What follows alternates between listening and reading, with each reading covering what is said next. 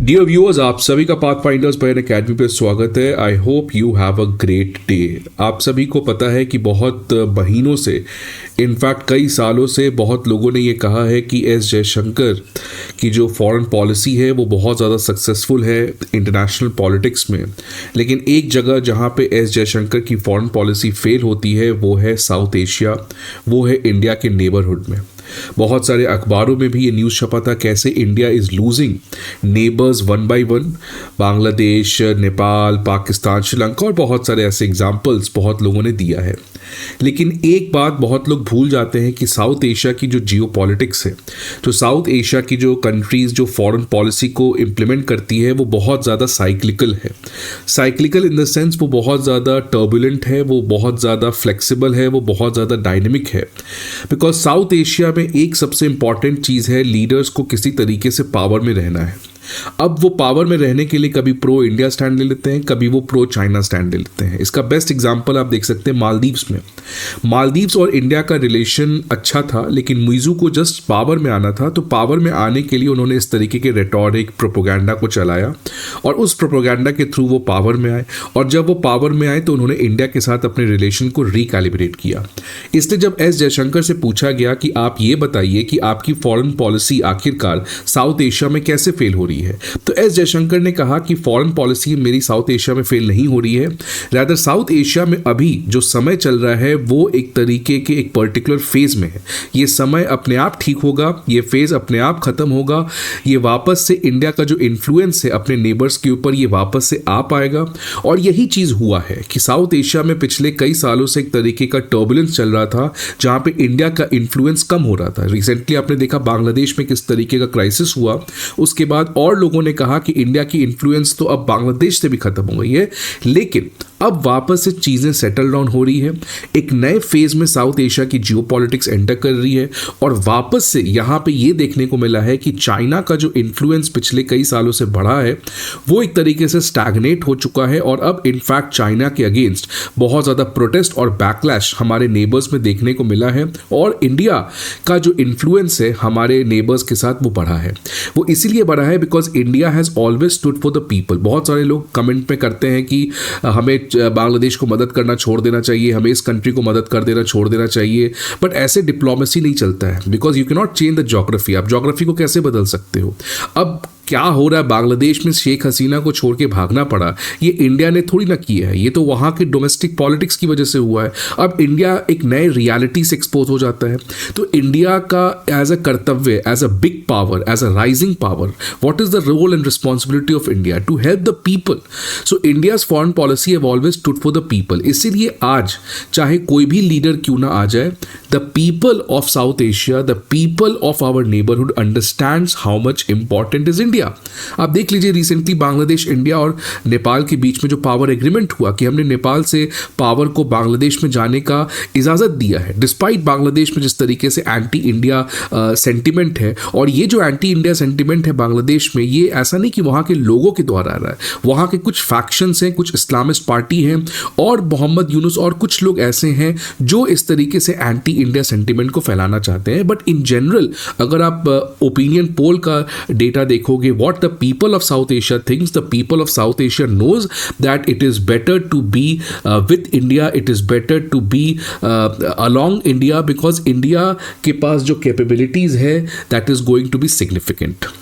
तो इन्हीं सारे चीज़ों के बारे में बात करेंगे। और ये क्यों बात करना ज़रूरी है? बिकॉज एक इंपॉर्टेंट न्यूज़ आ रहा है कि जो म्यांमार के मिलिट्री चीफ हैं, आपको पता है म्यांमार में पहले डेमोक्रेसी थी, 2021 में डेमोक्रेसी को ख़त्म करके एक मिलिट्री रूल लाया गया। और अब ये जो म्यांमार के मिलिट्री चीफ हैं जो 2021 से म्यांमार में पावर में हैं, वो अब अपना पहला विजिट चाइना करने जा रहे हैं। मतलब ये पहली बार चाइना जाने वाले हैं, शी जिनपिंग से मिलेंगे। अब ये क्यों मिलेंगे, आपके मन में सवाल आएगा। क्योंकि चाइना बुरी तरीके से म्यांमार में फंसते हुए नज़र आ रहा है, वो निकल भी नहीं पा रहा है और वो कुछ सिग्निफिकेंट वहाँ पे इम्प्रूव भी नहीं कर पा रहा है सिचुएशन, जिसकी वजह से वो कैच 22 सिचुएशन में, कैच 22 सिचुएशन का मतलब एक तरीके से काफ़ी ज़्यादा ट्रैप्ड है म्यांमार में, और इसी की वजह से अब डेस्परेटली म्यांमार के चीफ को चाइना बुलाया गया है कि आप आइए, मिलिए शी जिनपिंग से और बताइए कि आप क्या कर सकते हैं। बिकॉज म्यांमार के मिलिट्री चीफ चाइना के बहुत ज़्यादा कृपा और आशीर्वाद से आज पावर में है, और अगर वो चाइना के इंटरेस्ट को ही सिक्योर नहीं कर पा रहे म्यांमार में, तो क्या फ़ायदा इस मिलिट्री चीफ का।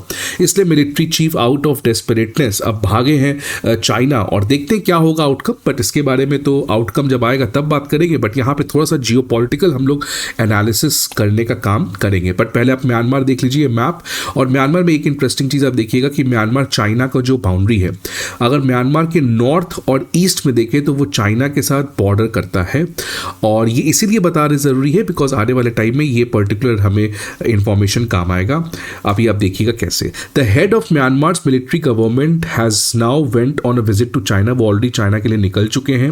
ये पहली बार है जब जनरल मिंग ओंग ह्वांग ये पहली बार नेबरिंग कंट्री चाइना में विजिट कर रहे हैं जब से ये 2021 में पावर में आए हैं। और उस समय के इलेक्टेड गवर्नमेंट ऑफ ऑंग सान सू की को पावर से हटा के ये मिलिट्री चीफ अपने आप को पावर में लाए हैं 2021 में, और अब ये पहला विजिट चाइना करने जा रहे हैं। अब म्यांमार में है क्या? म्यांमार में जब से 2021 में एक डेमोक्रेटिकली इलेक्टेड गवर्नमेंट को हटाया गया है और मिलिट्री रूल को लाया गया है, तब से म्यांमार में केओस है, इनस्टेबिलिटी है, वायलेंस है। लेकिन अभी तक ठीक था बिकॉज म्यांमार की जो मिलिट्री थी वो एक तरीके से कंट्रोल कर रही थी म्यांमार को। बट रीसेंट टाइम्स में हुआ क्या है कि अब म्यांमार मिलिट्री के अगेंस्ट बहुत लोग प्रोटेस्ट करने लगे हैं।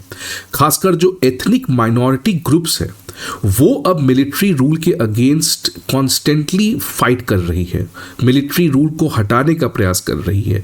और ये सब चीज़ चल कहाँ रहा है? चाइनीज़ बॉर्डर में। ये आप देख लीजिए चाइना और म्यांमार का बॉर्डर, और चाइना के साथ जो सटा हुआ एरिया है वहाँ पे 3 ब्रदरहुड अलायंस है जो म्यांमार के लोकल एथनिक माइनॉरिटी ग्रुप्स हैं, जो ट्राइबल ग्रुप्स हैं, उन्होंने अलायंस बनाया है। और उस अलायंस का नाम क्या है? 3 ब्रदरहुड अलायंस, जिसमें Arakan army, Myanmar national democratic alliance army और तांग नेशनल लिबरेशन आर्मी। ये तीनों एथनिक ग्रुप्स हैं जो तीनों मिलके म्यांमार के मिलिट्री के अगेंस्ट अपने लड़ाई को कंडक्ट कर रहे हैं, म्यांमार के मिलिट्री को हटाना चाह रहे हैं, जिसकी वजह से आज म्यांमार में काफ़ी ज़्यादा इंस्टेबिलिटी है बिकॉज मिलिट्री इनको मार रही है और ये कॉन्स्टेंटली मिलिट्री को मार रहे हैं। और इन दोनों के लड़ाई झगड़े में कौन मर रहे हैं वहाँ पे? Innocent civilians. और ये सब चीज़ चल कहाँ पे रहा है? चाइना और म्यांमार के बॉर्डर के पास, जिसकी वजह से चाइना फंस चुका है। बिकॉज ये बहुत सारे जो यहाँ पे इंसर्जेंट ग्रुप्स हैं वो हो सकता है चाइना में जाए। जैसे इंडिया का नॉर्थ ईस्ट प्रॉब्लम है, वैसे ही चाइना का भी आप देख सकते हो वेस्ट का प्रॉब्लम है ये, बिकॉज चाइना के वेस्ट में म्यांमार आता है। तो इसी की वजह से चाइना जो है वो आज इंस्टेबिलिटी की वजह से काफ़ी ज़्यादा फंस चुका है बिकॉज ये पूरा लड़ाई झगड़ा चल रहा है चाइना के बॉर्डर में। अब देखिए हुआ क्या। चाइना का म्यांमार में एक सिग्निफिकेंट स्टेक है। सबसे पहले चीज़ तो चाइना म्यांमार का सबसे बड़ा ट्रेड पार्टनर है और चाइना ने म्यांमार में खूब इन्वेस्टमेंट कर रखा है कंट्री के ऑयल और गैस सेक्टर में। इसके अलावा एक सबसे सिग्निफिकेंस जो चाइना का म्यांमार में है इस समय वो है सीमेक, चाइना म्यांमार इकोनॉमिक कॉरिडोर। ये जो चाइना म्यांमार इकोनॉमिक कॉरिडोर है ये बहुत सिग्निफिकेंट है बिकॉज आप देखिए चाइना म्यांमार इकोनॉमिक कॉरिडोर की वजह से चाइना को स्ट्रेट ऑफ मलक्का से अपने ट्रेड को नहीं करना पड़ेगा। अगर चाइना को इंडियन ओशन रीजन में पहुंचना है तो क्याकप्यू पोर्ट या यांगोन पोर्ट, ये दोनों पोर्ट से वो इंडियन ओशन में एंटर कर सकता है। अभी उसको कैसे एंटर करना पड़ता था? Straight of Malacca. और स्ट्रेट ऑफ मलक्का में आपको पता है इंडिया का इन्फ्लुएंस बढ़ा है। साबांग पोर्ट हम इंडोनेशिया के साथ बना रहे हैं, अब तो निकोबार प्रोजेक्ट को भी स्ट्रेंथन कर रहे हैं। तो चाइना को पता है स्ट्रेट ऑफ मलक्का को इंडिया चोक कर सकता है वॉर के समय, इसलिए वो स्ट्रेट ऑफ मलक्का को एस्केप करने के लिए वो इस तरीके के म्यांमार में इन्वेस्टमेंट किया under China Myanmar economic corridor. तो क्याकप्यू पोर्ट और यांगोन पोर्ट बनाया। अब लेकिन रीसेंट टाइम्स में आप देखिए कि चाइना जो है वो अब वो बैकलैश फेस कर रहा है। कैसे फेस कर रहा है कि अभी तक चाइना हमेशा से मिलिट्री को बहुत ज़्यादा सपोर्ट किया है, बहुत ज़्यादा। और 2021 में जब मिलिट्री पावर में आया तो म्यांमार के जो लोग हैं उनका कहना था कि चाइना ने अपने पावर को यूज़ करके जानबूझकर मिलिट्री को पावर में लाया है। ये जो पूरा डेमोक्रेटिक गवर्नमेंट को हटाया गया है इसमें चाइना का बहुत बड़ा रोल है because China never wants democracy. तो इसलिए चाइना हमेशा से मिलिट्री रूल चाहता है। इसलिए वहाँ के जो लोग हैं जो डेमोक्रेसी को पसंद करते हैं वो चाइना के अगेंस्ट प्रोटेस्ट करना स्टार्ट कर दिए। और इनफैक्ट बहुत सारे चाइना के जो फैक्ट्री थे उनको बंद भी किया गया और डिस्ट्रॉय भी किया गया। रिसेंट टाइम्स में जब से ये एथनिक आर्म्ड ग्रुप जो थ्री ब्रदरहुड अलायंस है, जब ये मिलिट्री के अगेंस्ट प्रोटेस्ट करने लगे तो चाइना इनके साथ भी मिलके काम किया। क्यों मिलके काम किया? बिकॉज ये सब लड़ाई झगड़ा हो कहाँ रहा था? चाइना के बॉर्डर में। इसलिए चाइना इस थ्री ब्रदरहुड अलायंस के साथ भी दोस्ती बढ़ाना स्टार्ट किया। लेकिन रिसेंट टाइम्स में चाइना के अगेंस्ट बहुत ज़्यादा प्रोटेस्ट होने लगा, चाइना के इन्वेस्टमेंट्स के ऊपर सिग्निफिकेंट अटैक हुआ। इसीलिए चाइना रिसेंट टाइम्स में अपना दोस्ती मिलिट्री के साथ और ज़्यादा बढ़ा दिया।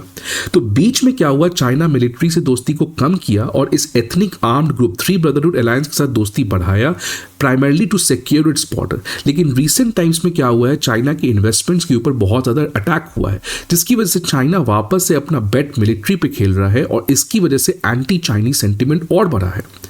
और चौथा पॉइंट देखिए, अपने बॉर्डर को प्रोटेक्ट करने के लिए उसने किया क्या है कि यहाँ जितने भी इसके बॉर्डर में जितना भी इलेक्ट्रिसिटी चाइना से जाता था उसको बंद कर दिया है। जितने भी फूड मेडिसिन चाइना से म्यांमार के बॉर्डर के पास जाता था उन सभी को बंद कर दिया गया है, सो दैट वो थ्री ब्रदरहुड अलायंस को ख़त्म कर दे। इसकी वजह से चाइना में रिसेंट टाइम्स में एक बहुत बड़ा एंटी चाइना सेंटिमेंट देखने को मिला है। तो just because China's obsession with military, इतना ज़्यादा एंटी चाइना सेंटिमेंट देखने को मिला है और इतना चाइना मिलिट्री को सपोर्ट करता है, उसके बावजूद मिलिट्री उसके इन्वेस्टमेंट को प्रोटेक्ट नहीं कर पा रहा है। इसी के ट्रैप में चाइना फंसा हुआ है कि अब करे तो करे क्या। और एक इसका बड़ा उदाहरण देख सकते हैं कि कैसे एंटी चाइनीज सेंटिमेंट हो रहा है कि जस्ट ये 19 अक्टूबर का न्यूज़ है कि म्यांमार में जो चाइनीज़ कंसुलेट था उसके ऊपर एक एक्सप्लोजिव डिवाइस से हिट किया गया है। दैट शोज कि आज कैसे म्यांमार में चाइना बुरी तरीके से फंसा हुआ है।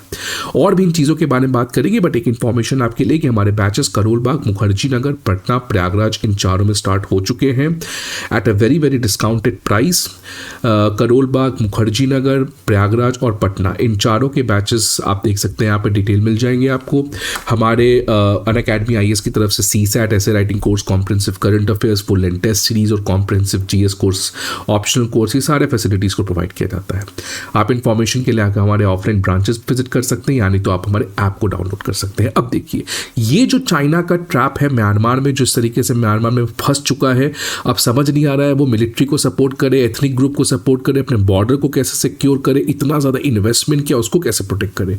ये केवल म्यांमार के साथ नहीं हो रहा है, आप देखिए पाकिस्तान के साथ। चाइना पाकिस्तान तो आपको पता ही होगा, ऑल वेदर फ्रेंडशिप। लेकिन क्या हो रहा है, आज चाइना का जितना भी इन्वेस्टमेंट है पाकिस्तान में वो सब स्लो डाउन हो चुका है, उसमें कोई सिग्निफिकेंट रेवेन्यू जनरेट नहीं हो पा रहा है, बिकॉज पाकिस्तान की इकॉनमी खुद आज क्राइसिस में है और पैंडेमिक के बाद चाइना का बहुत सारा पैसा पाकिस्तान में फंसा हुआ है। और वो इकॉनमी तो छोड़िए, चाइना के जो लोग हैं जो पाकिस्तान में काम कर रहे हैं, आज उनके खिलाफ भी अटैक हुआ है। आपको पता है बालूचिस्तान में किस तरीके से चाइना पाकिस्तान इकॉनमिक कॉरिडोर के ऊपर अटैक हुआ।